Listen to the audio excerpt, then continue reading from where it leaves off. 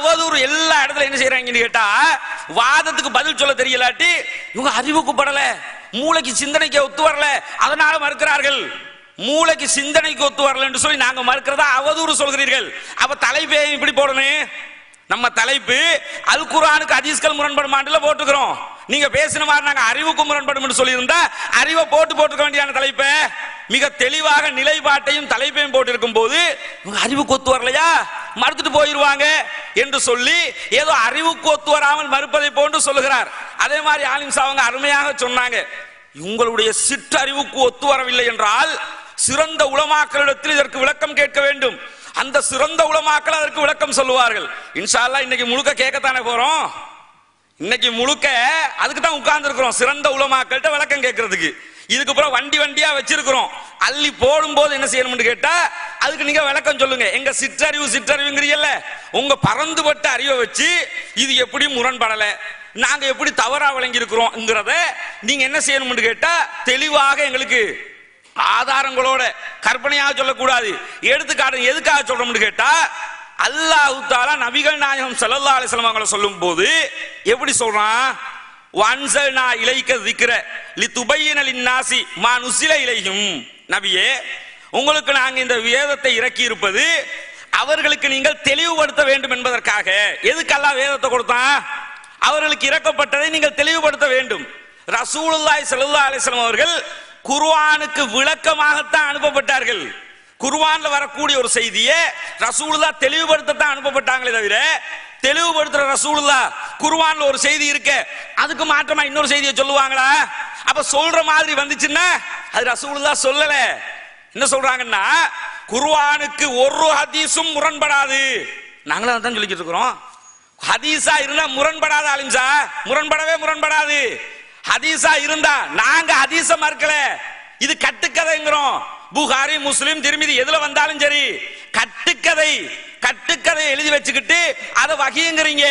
வஹீக்கு மாற்றமான கட்டுக்கதையை தான் மறுத்துக்கிட்டு இருக்கிறோம். ஹதீஸை மறுக்கிறார்கள், அறிவுக்கு ஒத்து வர இல்லைன்னு மறுக்கிறார்கள்.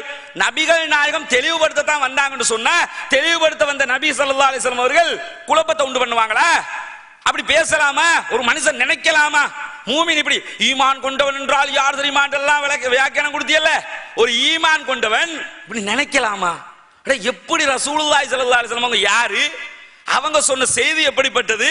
ரசூலுல்லாஹ் குர்ஆன் ஒன்னு சொல்லும் போது அதுக்கு மாற்றமாக நபிகள் நாயகம் ஸல்லல்லாஹு அலைஹி வஸல்லம் அவங்க பேசுவாங்களா?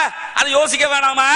அல்லாஹ் தஆலா திருமறை குர்ஆனிலே சொல்லுகிறான், வமா யந்திகு அனில் ஹவா.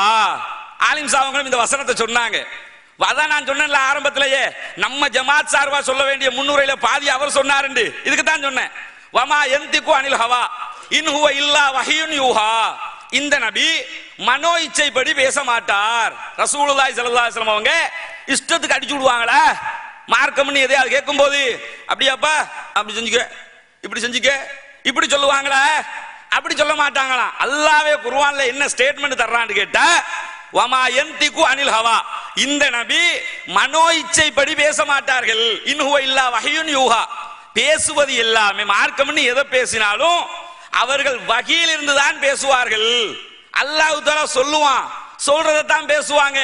அப்ப அல்லாஹ் தஆலா தான் நபிகள் நாயகத்திற்கு மார்க்க சட்டத்தை கொடுப்பான்னு சொன்னா, குர்ஆன்ல கொடுக்கப்பட்ட ஒரு செய்திக்கு மாற்றமாக ரசூலுல்லாஹ் விளக்கம் சொல்லுவாங்களா? சொல்லுவாங்கன்னு நினைக்கலாமா? நினைச்சா அது பெருத்த வழிகேடா இல்லையா? இதை என்ன செய்யறாங்கன்னு கேட்டா, ஹதீஸ்களை மறுக்கிறார்கள் சொல்லி ஒரு விகாரமா காட்ட பாக்குறாங்க. ஹதீஸ்களாக இருந்தால் மறுக்கவே மாட்டோம். நாங்க எங்க பாலிசி என்ன? குர்ஆனுக்கு நீங்க சொன்னீங்கல்ல, குர்ஆனுக்கு முரண்படக்கூடிய எந்த ஹதீஸும் இல்லை என்று ஆதாரபூர்வமான ஹதீஸா இருந்தால் அது குர்ஆனுக்கு ஒத்ததாகத்தான் இருக்க வேண்டும். குர்ஆனுக்கு முரண்பட்டால் அது ஹதீஸே இல்லை, அது கட்டுக்கதை. இந்த நிலைப்பாட்டை நாங்க சும்மா சொன்னோமா? என்ன பாக்குறாங்கன்னு கேட்டா, ஹதீஸ் கலை இமாம்கள் ஒவ்வொரு அறிவிப்பாளராக எட போட்டு இவர் நல்லவர், இவர் சூப்பரானவர் இப்படி சொல்லிட்டாங்க. நல்லவராக சொல்லப்பட்ட ஒருவர் தவறு செய்வாரா? அறிவித்தவர்கள் எல்லாம் நல்லவராக இருக்கிறார்கள். நீங்க மறுக்கிற ஹதீஸ்களை அறிவிச்ச அறிவிப்பாளர்கள் எல்லாம் டாப்ல இருக்கிறாங்க, சூப்பரா இருக்கிறாங்க. இவங்க தவறு செய்வாங்களா? இதுதான் இவர்கள் அத்தனை பேருடைய எண்ணப்பாடு. நான் என்ன கேட்கிறேன்னு கேட்டா, ஹதீஸ் கலை இமாம்கள் ஒருவரை எடை போட்டு இது இவர் நல்லவர் என்று சொல்லிவிட்டால் அவர் அல்லாஹ்ட்டே நல்லவரா? ஒருத்தர் எடை போடுறாருங்க, புகாரி இமாம் அவங்க ஒரு ஹதீஸை பார்க்கறாங்க, பார்த்து ஒரு அறிவிப்பாளர் தொடர் பார்க்கறாங்க, அந்த அறிவிப்பாளர் தொடர்ல இருக்கிறவங்க எல்லாம் இவர் நல்லவர் என்று சொல்லி அறிவிப்பாளர்கள் நல்லவங்க என்று சொல்லிட்டாங்கன்னா புகாரி சொல்லிவிட்டார், அவருக்கு சொர்க்கமா? அவருக்கு ஜன்னத்துல் ஃபிர்தௌஸ் கிடைச்சிருமா? நல்லவர் என்று இமாம்கள் சொன்னால் அவருக்கு சொர்க்கம் என்று அர்த்தம் அல்ல. இவங்க சொர்க்கம் நினைச்சுக்கிட்டு இருக்காங்க. நல்லவர்கள் தவறு செய்வார்களா? நல்லவர்களும் தவறு செய்வார்கள், தவறுக்கு அப்பாற்பட்டவர்கள் அல்ல. நல்லவர்களும் தவறு செய்வார்கள் என்ற மனோநிலை இருந்தால்தான் இதை பேச முடியும். நல்லவங்க தவறு செய்ய மாட்டீங்கன்னு நினைச்சீங்கன்னா ஷிர்க். உங்க வாதம் எப்படி இருக்குது? எல்லாருடையும் நல்லவர்கள் அறிவிப்பாளர்கள் டாப்பா இருக்கிறாங்க, அவர்கள் தவறு செய்வார்களா? இந்த கேள்வியே முஸ்ரிக்குடைய கேள்வி. இந்த கேள்வியே ஷிர்க்ல போய் தள்ளும். இந்த கேள்வி எப்படி கேட்கலாம்? இந்த கேள்வியை கேட்டுட்டு தான் அறிவிப்பாளர்கள் சூப்பரா இருக்கிறாங்க. நான் என்ன கேட்கிறேன்னு கேட்டா, நபிகள் நாயகம் ஸல்லல்லாஹு அலைஹி வஸல்லம் அவங்களும் திருமறை குர்ஆனும் இதுக்கு சொல்லக்கூடிய வரைவிலக்கணம் இருக்குதே, அதெல்லாம் எடுத்து பாருங்க. ரசூலுல்லாஹி ஒரு விளக்கத்துக்காக சொல்றேன். ரசூலுல்லாஹி ஸல்லல்லாஹு அலைஹி வஸல்லம் அவங்க மறுமையினுடைய